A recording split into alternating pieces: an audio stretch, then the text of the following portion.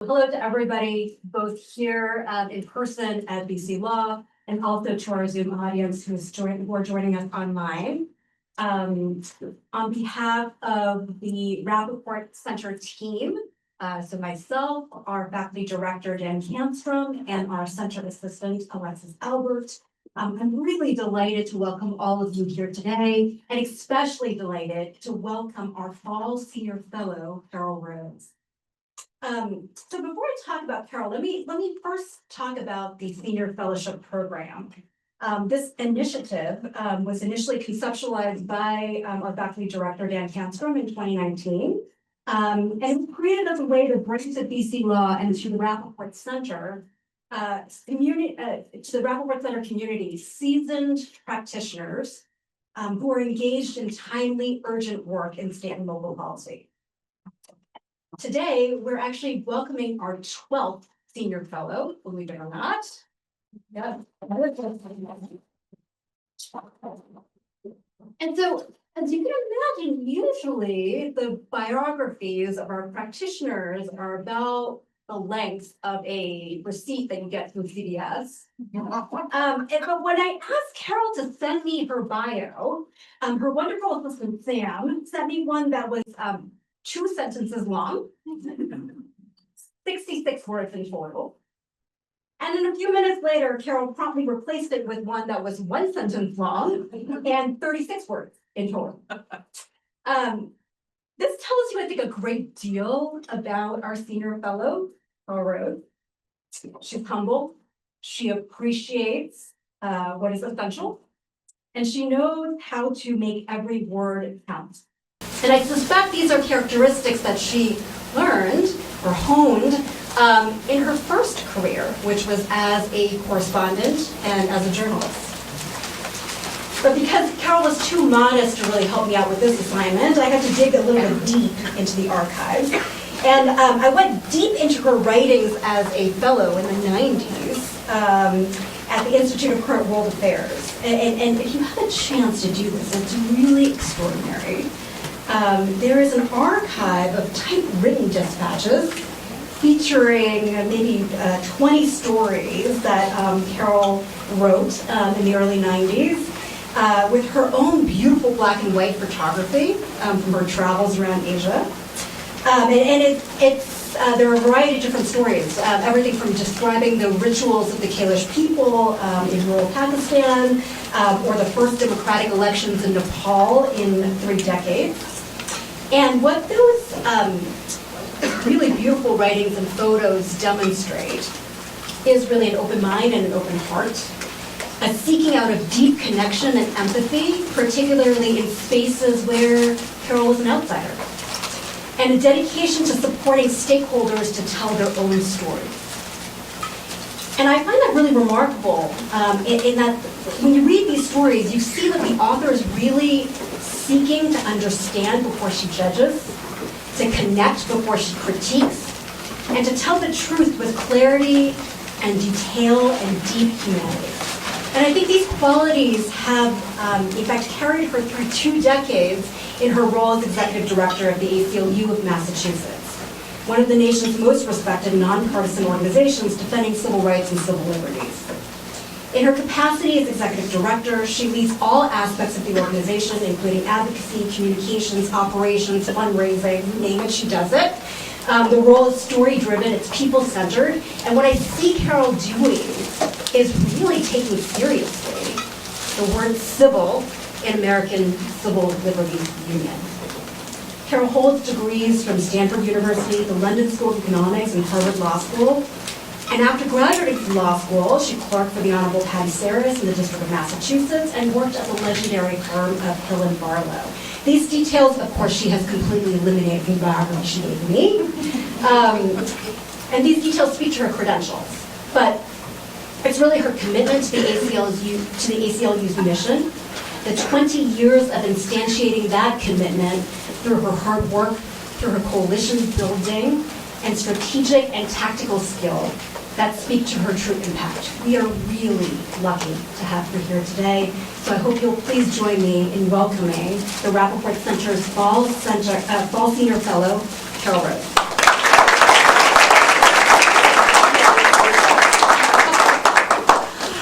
Oh, wow. Thank you so much, Amanda. Yeah, you know, everything's on the internet, just saying.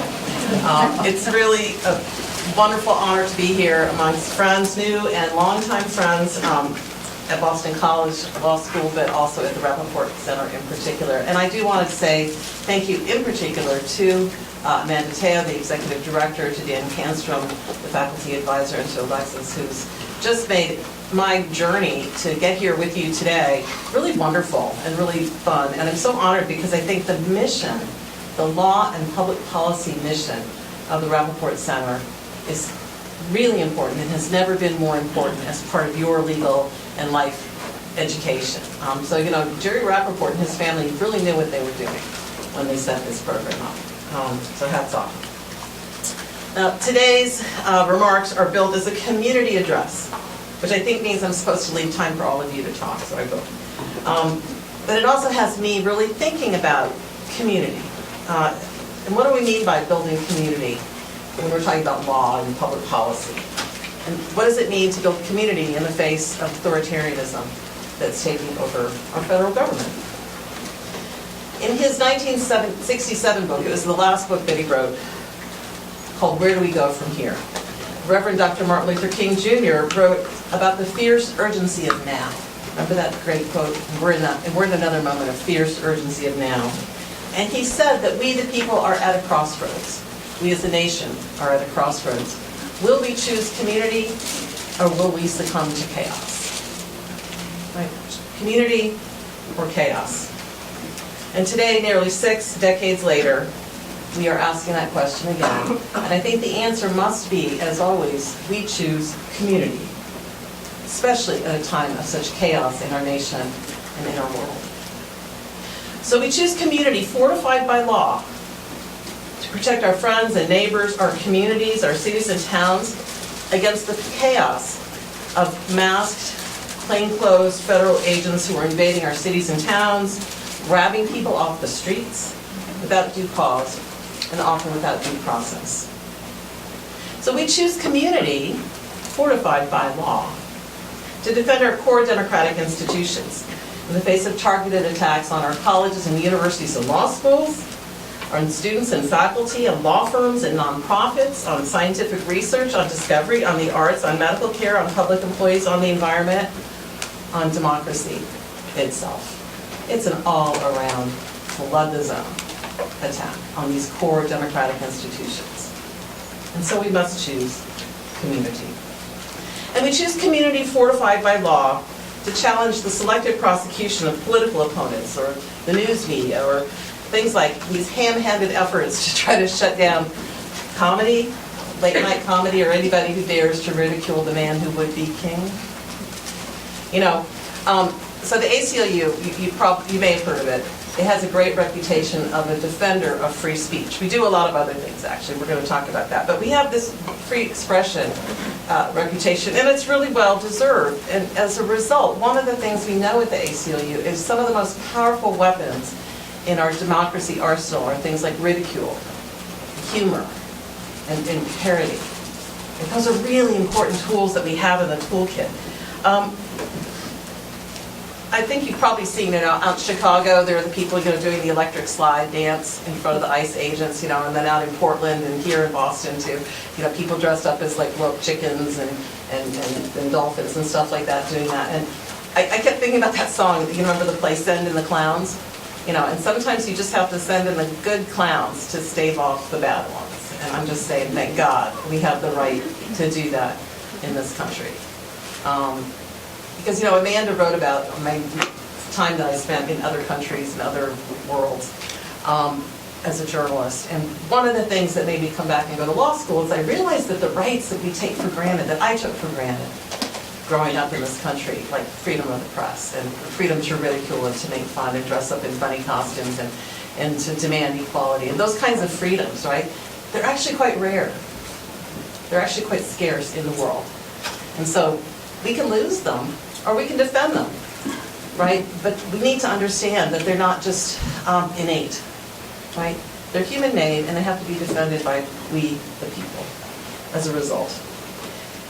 You know, but despite the clowns that we welcome and appreciate, I really do, It's really deadly serious when we have a president that would order the military to call in the troops against his own people. That's pretty serious stuff. One federal judge described it as, quote, untethered from reality. Okay, so the courts know and are seeing what's happening here. And I have to say, it's no wonder that they want to attack our cities and our towns, because our cities and towns across America are really the lifeblood of our democracy. They're the heartbeat of our communities.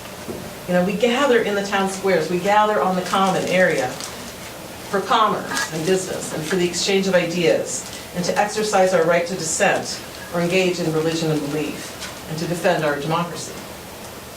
And it's no wonder that they want to attack our colleges and our universities, because this is where we gather for the stuff of life, right? For art and music and science and lectures and commerce and the exchange of ideas.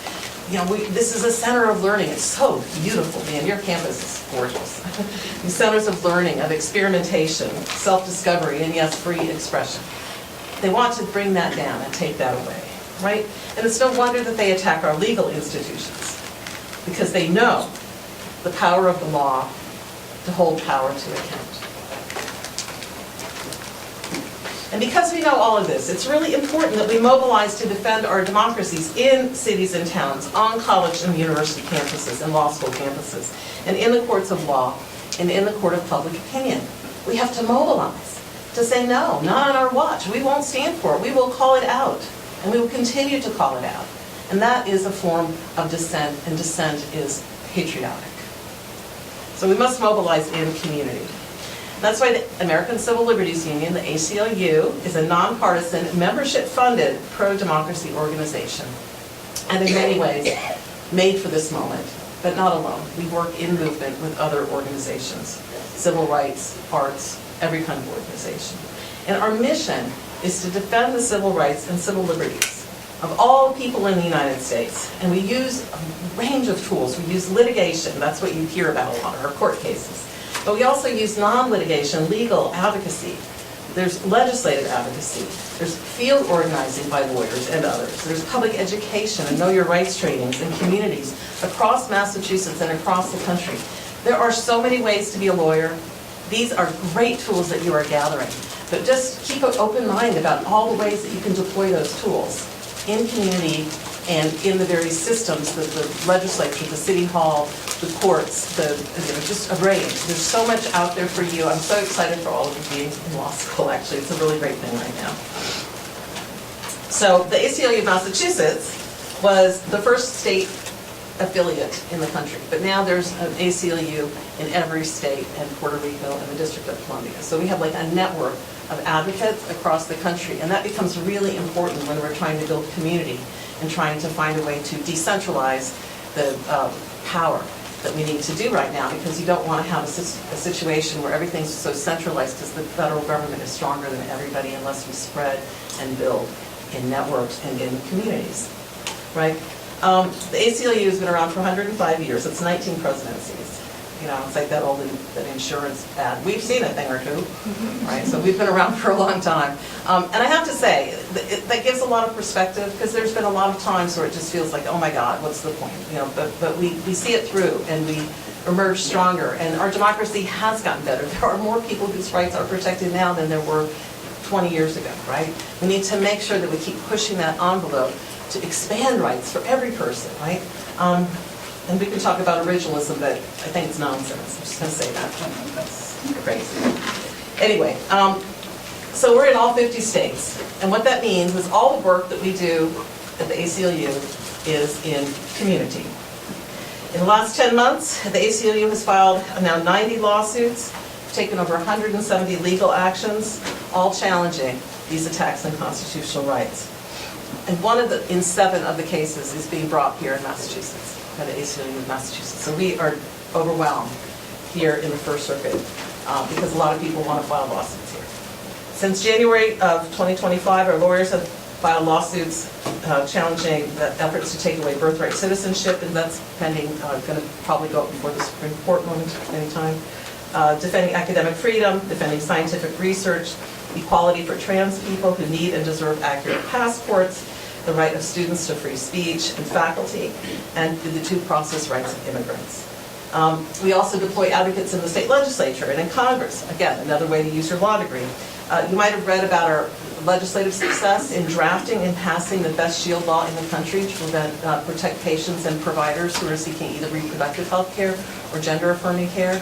However people feel about abortion or gender-affirming care, it shouldn't be about the government doing it. It should be about whatever you and your doctor and your family and your conscience think should happen. So the notion of the government making a decision is where the ACLU has a problem.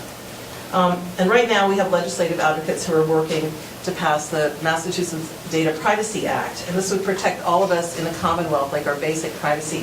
When you walk around with a cell phone, it's constantly pinging, right, to a cell phone tower, even when it's turned off. So it can be used to track you. And there are private data companies that scrape that location tracking data, and then they sell it. So like they sold it to a bunch of bounty hunters down from Texas who were trying to find out where people go if they're seeking abortion care. And they could, they could track anybody, right? It could be used to track journalists talking to their sources, right? It could be used for lawyers talking to their clients. I mean, there's all sorts of reasons that your location needs to be protected by a warrant requirement. Like, we're not radicals here. We're not saying you can't do it. We're saying you can't do it for nefarious purposes. And so the Data Privacy Act would also protect patients and providers. And then that's another way to use your law degree. We're engaged in voter education, including our BIPOC to the ballot box program, which actually we work in local communities or majority minority communities, and we hire local people and we train them and we help them to learn to be canvassers and to go door to door and to ask people if they'd like to register to vote. And then if they don't want to or they haven't, we say, why haven't you voted? Can anybody guess what the #1 reason is? My vote doesn't make a difference. Right, that's what most people say. My vote doesn't make a difference. And that opens up an opportunity for people from the community, in community, to have a conversation about why voting rights really matter. Right? That's a really fundamental thing to make sure people understand. And it really worked down in Brockton. We did this program in municipal elections and city elections. And for the first time ever, a Dominican woman was elected to the school board by 3 votes. Right, so by 3 votes. So you think your vote doesn't matter. We now have a case, a story that we can tell about somebody who ran and 3 votes made all the difference. So voting rights is another way to use the law to help to build community, to help people to exercise their franchise and their right to vote.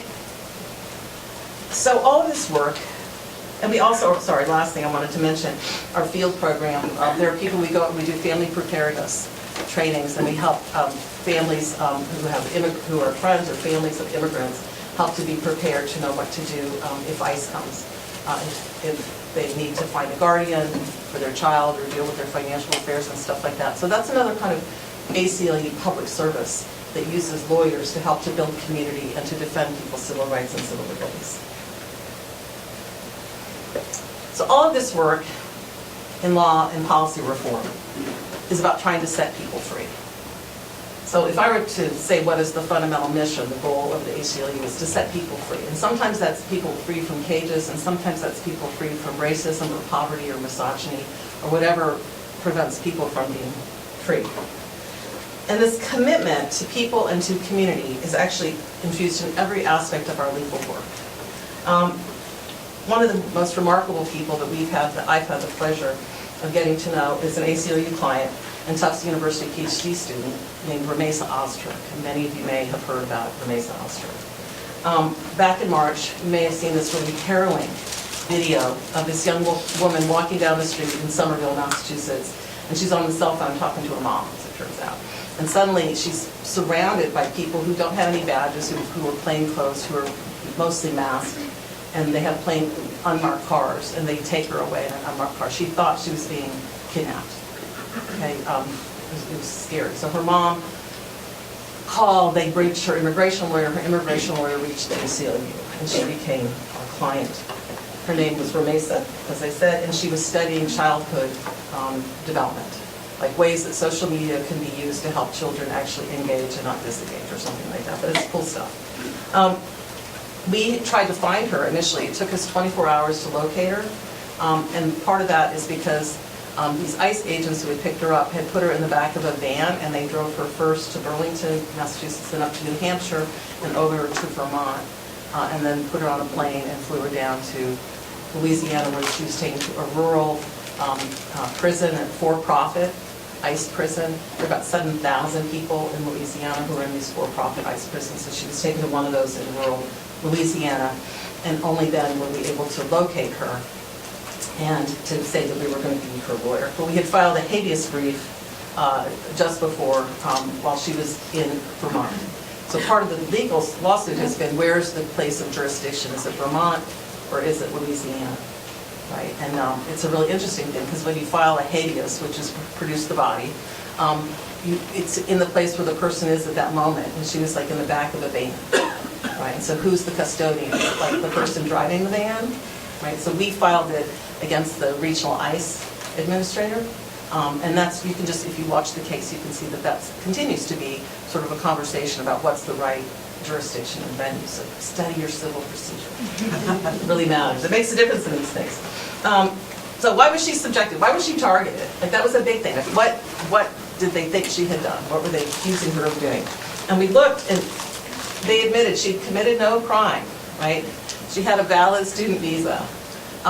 She wasn't, advocating any kind of violence or anything like that. She was targeted because a full year before that, she had co-authored a piece in the Tufts daily newspaper, the student newspaper, an op-ed calling upon the faculty, senate, or university to take up something around boycott, divest, and sanctions, sort of the BDS kind of thing. All right. I never knew, I'm just going to say this, Dean, I didn't know the faculty senate was that powerful, but I'm really glad to hear it. Gives me hope for the future. And for that alone, she was stripped of her visa. She was kidnapped off the streets of Somerville. She was whisked across many state lines and then put in a for-profit prison in Louisiana for 45 days. It's unconscionable. And it would have been even longer if not for this amazing sort of team of people that came to help Ramesa out and to take on this case. And that includes lawyers from the ACLU of Massachusetts, and also lawyers from the ACLU of Vermont and the ACLU of Louisiana, and lawyers who are based in New York who could work, because if jurisdiction was Vermont, we're going to be in the Second Circuit, not the First Circuit, right? And lawyers who are working out of New York to help us get those arguments ready. And the immigration lawyers who helped, and some students who came in and volunteered to help. I mean, it was a full court effort across many legal jurisdictions, across many states, in bringing together all these advocates in community. All right? It's about movement building. It's coming together in community and learning how to work with other advocates on other platforms to build value to defend democracy. That is really what you can do with your law degree, and that's why it's such a powerful and important degree. The good news is, because of these efforts, we were able to set Ramesa Osterg free. Her cases continue, both her immigration case, her removal case, and the constitutional case. But for the time being, she can work on her studies. She can be back in her home community in Somerville. She can continue to help and teach and research and help children to be successful. And because she's this sort of amazing person, she's as amazing as she appears. She wrote this beautiful essay that was published in Vanity Fair last month, and then we also got it co-published without a paywall at the Tufts Daily News, so you can go and read it in the Tufts Daily News if you'd like. And Ramesa writes about all the women that she was imprisoned with and what she learned from them and the ways that they are creating community in this detention situation, right? And so you read it and it's scary and bad, but it's not. It's ultimately uplifting because she talks about what she learned about resilience, and she writes about how this created community. So even in the face of this incredibly harrowing personal experience, like Ramesa Osterg built community.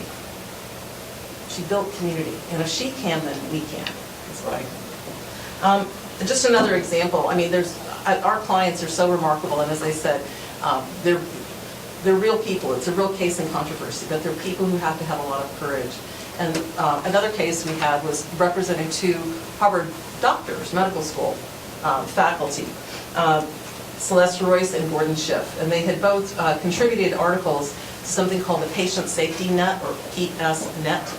And PSNet was hosted by the government, but it was open, it was like peer reviewed, right? So you could publish. And the idea was that doctors would write about mistakes and things that had gone wrong as a way to educate other doctors about patient safety, right? Like what, traps for the unwary, that kind of stuff. And so Dr. Schiff had written about teenage suicidal ideation.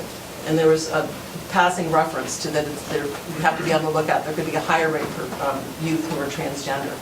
And Celeste Royce was writing about endometriosis, which is a disease of the uterine lining, and said that if somebody comes in and presents as male but is having certain symptoms, be on the lookout. They could be a transgender person.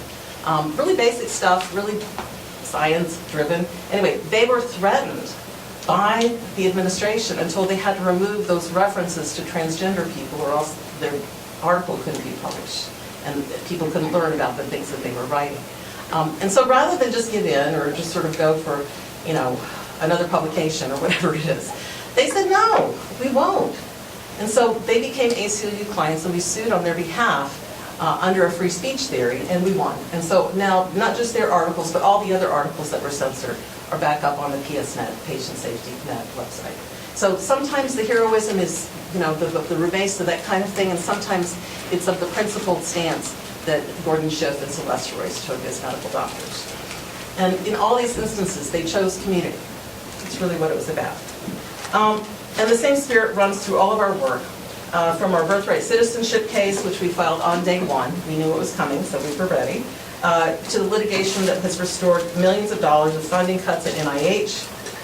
They were trying to target funding cuts for anybody who had a DEI program, and to our amicus briefs in support of law firms that are fighting back and universities and law schools that are fighting back. Our commitment to this community infuses all of our work, especially our now current path-breaking immigrant rights litigation that we have, where we've secured some first-in-the-nation due process protections for people living in our communities. It also goes to our case down in Quincy, if you want to talk about that, about the religious statues. And we just believe people should have a right to belief and to religion, to have it or to not have it, and it's not the government's business.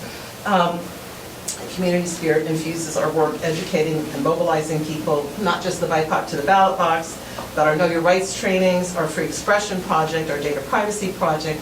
We have an Advocates Academy, and we have an ACLU action team. So if any of you are interested in any of that, you can go to the website, aclum.org/volunteer, and join the action team. And we try to meet people where they are. If you're a baker, you can bake for liberty. If you're a musician, you can make music for liberty. If you're a law student, you can think about the law from a liberty perspective. So it's not so much that people are busy, but it's the intention that you bring to what you're doing every day, in the work that you're doing every day.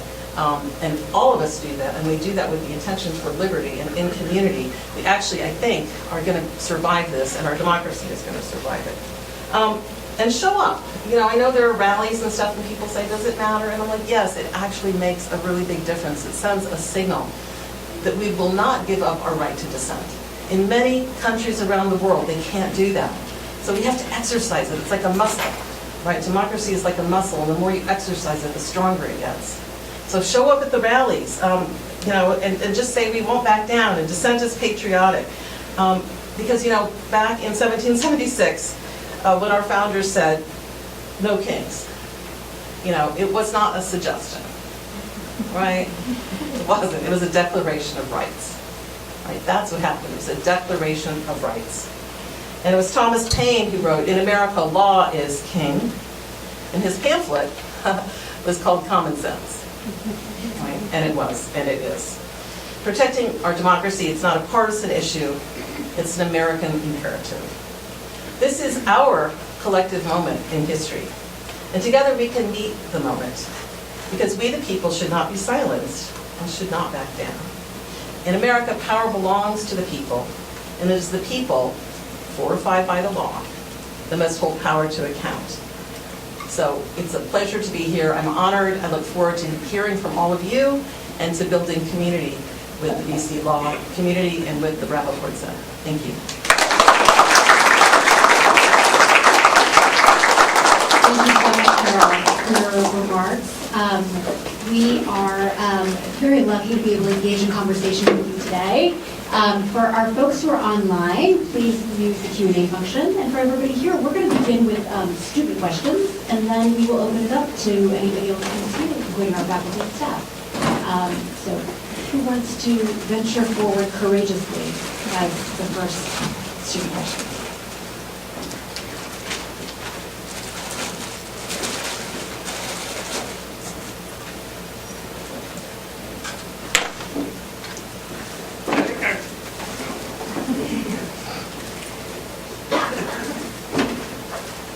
Hi, thank you for your remarks. I'm just curious, as a law student who thinks about like access to the law, in your remarks about finding these remarkable people, how the ACLU works to find, for lack of a better term, like the unremarkable pieces, but the pieces that are still important, the people who are put into detention centers who might not have the resources to have a lawyer already. What is your organization doing to kind of alleviate those burdens? Right. Great. It's a really important question, and I welcome it. So the ACLU's, our mission is law and policy reform, right? So that's sort of, so we set out where are the places in the law that we think we can bring reform about. You know, Desmond Tutu, the famous anti-apartheid activist from South Africa, he said, you know, when you see people coming down the river, your first instinct is to jump in and save them. And you need to continue to do that. But you also have to go upstream and find out why they're coming down the river, right? And drown. What's going on upstream? So our attempt is to try to go upstream and to say, why are all these people? Is there something that we can do at a systemic level to try to stop it from happening? And at the same time, it's really important that people get the services to which they're entitled, regardless of where they are in terms of the law reform aspect of it. And it's really important that we center the needs of the clients, because otherwise it would be exploitative. So I'm looking to change the law, so I'll take you but not you, right? So we have a really extensive referral system, and this is where community comes in, right? And it's really important. So we work with other groups that do direct services, whether it's, you know, Greater Boston Legal Services or MACDL, or, I mean, there's ALA. So those are Mass Association of Criminal Defense Attorneys and American Immigration Law Association. So what we will do is, because there are some lawyers out there who may not be as reputable, and they get reputations. So we sort of have a list of people who we know and think are really good. So we probably process through, well, before this administration, I think we were doing about 3,000 referrals a year. So it's like a huge amount. And so we help people to find lawyers, because to your point, access to the law is something that everyone should have the right to. And then from that, like, so for example, legal service lawyers, they're not allowed to sue the government for systemic reform. And so they can do the direct service representation. And they may tell us about stuff that's going on, and so we can partner, but then they're not able to actually challenge it. But the ACLU is, because we don't take government money. Thanks. Okay, now we can open up questions to everybody who's here.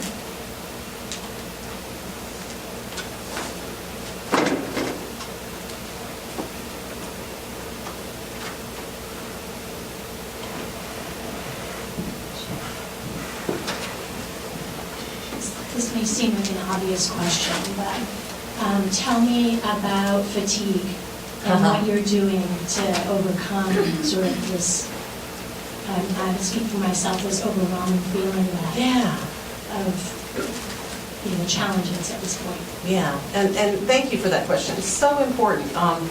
You know, the whole strategy, the flood the zone strategy, is sort of an effort to say, oh, feel overwhelmed, you know, feel despair, give up, give in, right? That's on purpose.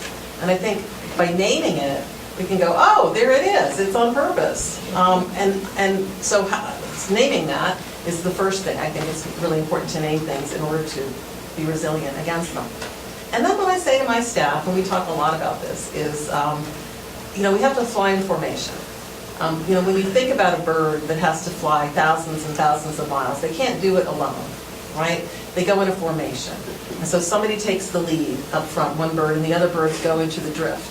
and they drift behind, and they just can sleep while they drift. And then after a while, somebody else goes into the top of the formation, somebody else falls back. So we talk about this a lot in our office, to say, like, if you've been, like, at the front of the formation, make sure you make a political decision to engage in self-care, a political decision to fall back, okay? And see it as a part of your activism, as part of your political decision to take care of yourself, whatever that means for you. For me, it's live music. For other people, it's nature, exercise. I mean, it doesn't really matter, right? But make sure you build that in to your practice, because we're in for a really long practice. I mean, people like, what is it, Mary Hardiman are writing, it's a 10-year. We're in a 10-year, movement building moment. We're in a very big situation, and it takes long. And so taking care, making sure you understand the length of time. When I was your age, I used to think like in 2-year stints. Now that I'm older, I think in like 20-year stints. It's really cruel kind of irony of age, right? But the changes seemed hard when I first became the executive director of the ACLU, and I'll just say like equal marriage. Like it wasn't clear how that one was going to go, like not even close. But now, my kids who are adults are like, wow, that was crazy back then, in the old days. I'm like, it wasn't that long ago, right? But many things are getting better. And for the things that aren't, then we need to pay attention and make them get better and begin to build the world. And then the last thing I would say, so it's flying formation, engage in self-care, understand what they're doing, engage in self-care, flying formation. And then the last thing is, and this is the kind of exciting thing that I hope all of you will engage in. So yes, we have to play defense. Like we're out there, we're throwing up lawsuits and speed bumps and trying all these ways to slow down and divert and often stop some of the worst excesses of what we're seeing, these attacks on civil rights and civil liberties. But a lot of stuff has been dismantled. And so what are we going to build instead? What are we going to do that's new and different, right? That's your generation's opportunity to think big. What is the world that you believe in? Start to think about that. Because if we have something that people want to follow and not just playing defense, stop the bad guys, only works for a while. And we have to continue to do that. But at the same time, we have to make the space and the grace and build community for the conversations about what do we want? What should the law say? Like if our Constitution isn't keeping up, what do we need to do? Do we need to amend it? There's a lot of conversation about that right now. Right? What do we want to build instead? And that's the challenge I give to all of you. And it's a fun and exciting challenge to be a part of living that answer. Like you're going to have to live the answer in the decisions that you, as in your communities, are making about your lives. And you can make it better. You can just don't give up. I think that's the most important thing. When people say, "How do I feel?" I'm like strategically defiant. Thank you. Because I do. But I'm also I feel that way because I've seen law make a difference, and I've seen activism make a difference. And I just feel like they want us to think that there's nothing we can do, and it's just not true. There are many things that each of us can do, and when we do it, it actually pushes back, and it sets people free. Other questions? I'm sure you can hear me, but should I wait? Yeah, do for the people Oh, online. people online. So, yep.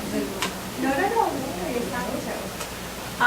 Hi, so I live in Quincy, so I'm very intrigued and appreciative of your involvement with us down there. So I don't know how much you can, are at liberty to say about a case that's ongoing or how much you'd want to strategically, but for folks who don't know, the case involves our mayor having commissioned at almost $1 million expense two statues of Catholic saints to go outside of a very, I think, $12 million brand new police station. And there's an interfaith group that filed suit, thanks to the ACLU, to oppose that. And I think what I find interesting about the case is the ways in which this notion of community, or hearing you talk about community, is provoked an interest in the way that case is being described is, on the one hand, this interfaith community saying Quincy probably always has been and certainly wants to be now and wants to be understood as a very multiracial, multi-ethnic, multi-religious community, and we're not served by this sort of idolatry. And yet the response is, oh, but these figures mean a lot to the police and fire community. They're known symbols or whatever. So you have this like collision of community. And so it occurs to me that as much as the fight in court is so worth having and needs to be had, there's these other fights sort of in the court of public opinion, really, about like what community counts, what community gets the statues, and what community gets erased. And I just wonder if you could comment, whatever you want to say about the Quincy case, love to hear about it, but or even just more generally about this idea of the work of lawyers, not just in court, but also in engaging sort of movement, PR, the press. It's so, this is great, and this is a great case if you haven't gone to see it. So the mayor, without telling anybody or having a hearing or anything, allocated almost $1 million to commission 2 bronze statues to go outside the public safety building. So one was a statue of Saint Florian, who's the patron saint of firefighters, and the other is Saint Archangel, Saint Michael, who is the same patron saint of the police, right? And so the local taxpayers are saying, well, why? We didn't approve this, and we don't think it's a good idea, and it's the government establishment of religion or endorsement of religion. And,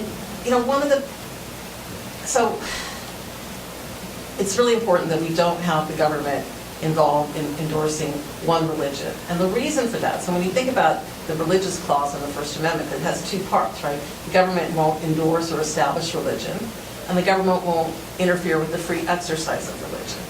And these are like inherent, they're like twins. You can't have one without the other. Because if the government can establish one religion, or religion period, then the people who don't believe, or who believe in something else, don't have free exercise. So the reason that you have to talk about not having the government endorse or establish a religion is so that the people have free exercise, right? And this is such a fundamental American thing. This is why so many people fled to this country, right? They wanted to have the free exercise of religion. It's just in the DNA of the country. And so when people violate it, or just disregard it, or say it's not really important, or we need to make sure that the firefighters and the police officers can worship because they have a really hard job. That just doesn't work in the Constitution, because the next time it could be somebody else's religion, and it might not be who they want to worship, or who there may be firefighters and police who don't worship Catholic saints, right? So it really matters, and even though the case is sort of interesting on facts, it's actually really serious and really important, because it shows up in a lot of aspects of what's going on with the law right now. So that's why the ACLU takes the case up. And at the same time, we've really gone out of our way not to demonize, so to speak, or to ridicule, even though those are powerful tools, any of this, and to make sure that people understand why we're doing it. It's not just sort of to be obnoxious or to disregard or disrespect anyone. It comes from a place of deep respect, and deep respect for the firefighters and for the police officers too. So this isn't about that. And I think that's something that I feel really strongly about. So when people come, they first come as litigators at the ACLU, they're always outraged, because I always say, well, before we file a lawsuit, we have to call the other side and tell them. Like, nobody should be served or hear about it from a journalist if they haven't heard from us first. And usually by then we've already tried to solve it for a long, long time. But just to be really, really open about it. And it feels sort of weird, like I've done all this work, I'm going to file this great lawsuit, I don't want to call the other side and tell them. But sometimes you have to, and it always works out for the best when you do so. And they're definitely awkward conversations. But if you're in the right and you're feeling righteous about the case that you're about to bring, you should be able to say it to the other side without hesitation, just like you're going to say it to a judge.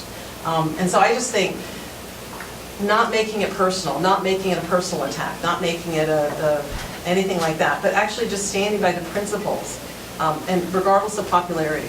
I think ultimately the American people really respect people who are principled regardless of popularity. And I think if we can stay true to those principles, all of us are safer and freer in the long run. But it's a great case. Carol, I have one question online, and I'll take more from here too. Great. The question online is, how does the ACLU of Massachusetts decide what cases or campaigns to take on? There's so much happening. It's so true, yeah. And not getting distracted by the onslaught is like a really important thing, right? And picking and choosing. So we do strategic planning. I'll get very nerdy here if I go out too long. But so we do 5-year strategic plans that involve the board and the staff, and we survey other allied organizations in the movement and find out what they're doing. And then we have a decision tree that we use when deciding what our campaigns are going to be. So we have a time period where the staff can generate new ideas and they make pitches. It's really great. And then we go through, and the decision tree is something like this. Is it part of our mission? So if it's not in our mission, like, no, we're not going to do it. Might be a great idea, but no. Is it part of our strategic plan? Like, we set priorities, and there are a lot of priorities, so we have a pretty big plate there. Is it a place where we have a political opportunity right now to make a difference? It could be that things are moving, and if only the ACLU would just add its weight, then that would be helpful. Or it could be that we want to stay out because other people don't want us in the space. So we really work in community. Do we have a leadership or expertise, or would we have to hire it, or do we already have it? That's one of the factors. And then finally, does it meet our other goals, like movement building, like reaching new generations, those kinds of broad, or going into communities that are historically underrepresented and making sure that their rights are also being defended. So we use this decision tree to then winnow it down. And I will just say, despite the fact that we have these tools, it's as much art as it is science. So there's this one here. I think we have the same question over here as online, but we will now go over it. Thank you so much for being a fellow and coming here to our community to share all your experience and wisdom. I know a big focus of today's talk is about efforts against the initiatives of the Trump administration, but I wonder if you could share a little bit more about the range of your office's work in enforcing people's rights in the state system as well as the federal system. And I'll just say, your former colleague Matt Siegel was here earlier in the fall, and he was talking about some of the really important strategic litigation your office has done in the criminal legal system. So just kind of what's the range of, it's a lot, and I would love if you would share some of that with the community. Yeah, thank you. Great question. So yeah, we have a very broad multi-issue approach, and the state Supreme Courts are incredibly important, and the state courts are incredibly important for protecting people's rights. And one of the things is that a state constitution can actually be more protective of civil rights and civil liberties than a federal constitution, right? We just can't be less under the Supremacy Clause. So that's why we ended up being able to fight and win equal marriage here, first under the state constitution, and then later under the U.S. Supreme Court making it a nationwide ruling under Obergefell. So a lot of the work that we do right now in the criminal legal system is particularly impactful, having to do with police practices, and that's going to become increasingly relevant. I'm afraid closer to the midterms and into the election. So really thinking about how do we have good relationships and having police and prosecutors who are playing by the rules. A lot of cases around police misconduct go to the plaintiff's bar. So people who are practicing lawyers, and they need to be able to make a living, and they do a lot of good work around that. So if it's a really obvious police practices case, we probably won't take it because they'll be able to get somebody who will take their case. We take the hard cases that no one will take. And a lot of that has to do with the police having something called qualified immunity, which you can all study and you should. And so it makes it hard to win the cases. But we have a case that we just settled out in western Massachusetts. A woman, our client was named Maddie Linsemeer. She was 30 years old, had a young son. She also had a substance use disorder. And so she kept trying to kick her heroin habit. And it was hard. It is hard. There are a lot of people in that same boat. And so one night she was picked up on an outstanding warrant and was taken in. And this is all captured on video. And so she kept saying, I can't breathe. I'm having a hard time breathing. And they just kept ignoring her, I think probably assuming that she was just a junkie, so whatever. Anyway, you can tell where the rest of the story goes. She ultimately dies in police custody. And so we filed a lawsuit on behalf of her estate and for her son. trying to use the levers of the law, which includes financial penalties, to try to get reform in the Springfield Police Department. And we were successful. We did get reforms in the Springfield Police Department on how people are treated and when they're given medical care and things like that, and got a financial award for Maddie's son through her estate. And that's the kind of case that is really important, because by changing the law, by changing the policies and the procedures that were taking place in that prison, future people, their rights will be protected, because they don't want to go through that again. And so those are the kind of cases that are, and it took 7 years for us to win that case. And these are long, very fact-intensive, very deposition intensive, very hard, in the trenches kind of work. And so we have great lawyers on our team and great cooperating lawyers who are at law firms and do pro bono work for us. I will tell you, I don't think there's a single case that we don't have a cooperating counsel from a law firm. So if you go to a law firm, when you're interviewing, find out about their pro bono. How much time can you spend on pro bono? I was at a law firm. There are a lot of people who say, oh, I want to go right out of law school and become an ACLU lawyer, and I was one of those people. And I went there and I said, I'm ready to be a staff attorney, reporting for duty. And they said, yeah, we're never going to hire you. The staff attorney at the time said, not going to happen. 6 years later, or 5 years later, I came back as the executive director. And I went to that lawyer and I said, I could actually fire you and make myself the staff attorney. But you know what? She was a much better staff attorney than I ever would have been. And I'm a much better executive director than I would have been staff attorney. So, the planets aligned, right, in the long run. But the time that I spent at a law firm was great training. And I did a huge amount of pro bono cases, including, by the way, with the ACLU. And those were the times I could actually get into court.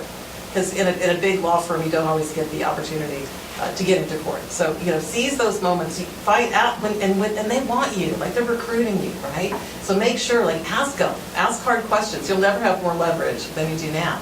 How much pro bono time can I count? Can I count it toward my total, or does it have to be over and above the billable hour requirements that you have? Ask those kinds of questions to be sure that you're picking a place that has a commitment to doing law for good. Right? And if you find those places, go to them.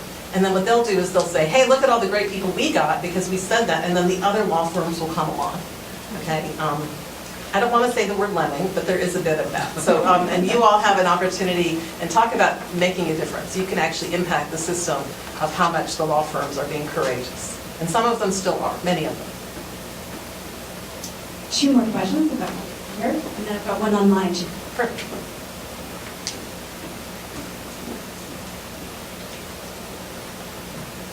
I don't know how to eloquently ask this question, but I'm very curious if you have suggestions and/or if the ACLU has any initiatives on bridging the gap between people who strongly disagree with the ACLU's work. I think in my own community or where I went to school, sometimes there was this huge gap of you have very different morals than I do, and we don't have conversations. And I think that's part of how we got to this administration is there aren't conversations that are productive right now between different political sides. And so I'm curious if you have any suggestions on in your community on how to kind of bridge that gap. Yeah, well, I would say let's use the Rappaport Center. No, I mean that. Because I think that. Yeah, no, but it's real. So the ACLU, we defend free speech and freedom of association. Even in what they say, freedom for the thought we hate. The famous Tony Lewis book about that. And so it's really important that we defend those rights, even for the thoughts that we hate. And we still represent unpopular clients, people that we don't agree with. And at the same time, the organization has taken a stance on equality, under our commitment to the 14th Amendment, and that the equal rights should be for everyone, even the people that you disagree with or I disagree with. And so trying to figure out how to do that is actually a challenge. And I see that kind of tension.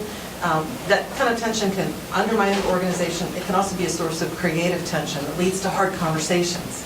And that's where the understanding and the mutual respect come from, even if not necessarily the agreement, right? But I really think that finding, the fact that you're here today, finding out how to build those bridges, finding out how to be a part of those conversations. It makes us all stronger and all better, and we literally cannot and should not be demonizing each other at this time, you know? Words are really powerful. I mean, the ACLU doesn't defend words because we don't care about words. We defend words and expression because expression and words are so powerful. But with that power comes a moral obligation to wield it wisely, right? Not necessarily a legal one, but a moral one. And I think if we can begin to use those words to talk about what our expectations are, to talk about our community agreements, we can do that. But we probably don't want to do is to have the government come in and do it for us, because they may draw the lines in a place that you or I or someone else may not like. So, but I welcome the conversation and a really beautiful question. Thank you. So our last question is going to be two questions in one from our online audience. I think, Carol, you started by quoting the great Dr. King. I'm going to quote instead use of a dollar drive in my house, which is Taylor Swift. Are we bringing tiny violins to a knife fight? So the two questions that we have online are, you know, when court rulings are deliberately ignored by executive branch officials, what recourse is there? What are we doing this for? And as a corollary to that, how do we help buttress the resolve of other public officials, particularly at the state or local level, and other actors in the system to be part of pushing back? I love it. So I will just say this: we're still winning in the lower court. So just so you know that, I mean, the headlines are like Supreme Court, and they're bad, and we hope they take even fewer cases than they usually. But we're winning a lot, like 90% in the federal district courts, and some high percentage in the appellate courts as well, and the state courts, as somebody raised, are also still really important. The courts don't, when people say the courts aren't matter, they matter. And the judges, the federal judges are realizing what's going on, and they're really angry about it, okay? So I don't think that story is over. And I think what we do really makes a big difference. So I think that's one thing to keep in mind. The courts are still an important and powerful tool.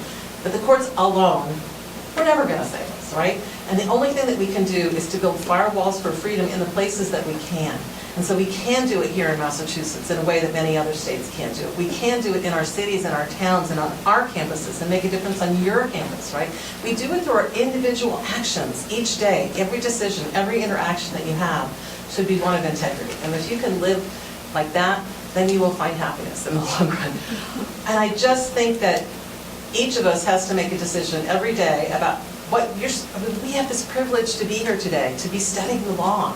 What are you going to do with that privilege? Use it for good, right? How you define good. Use it for good and do it in community. Do it in community. And I think if we can just hold true to that, I actually think that we will overcome these attacks. Thank you.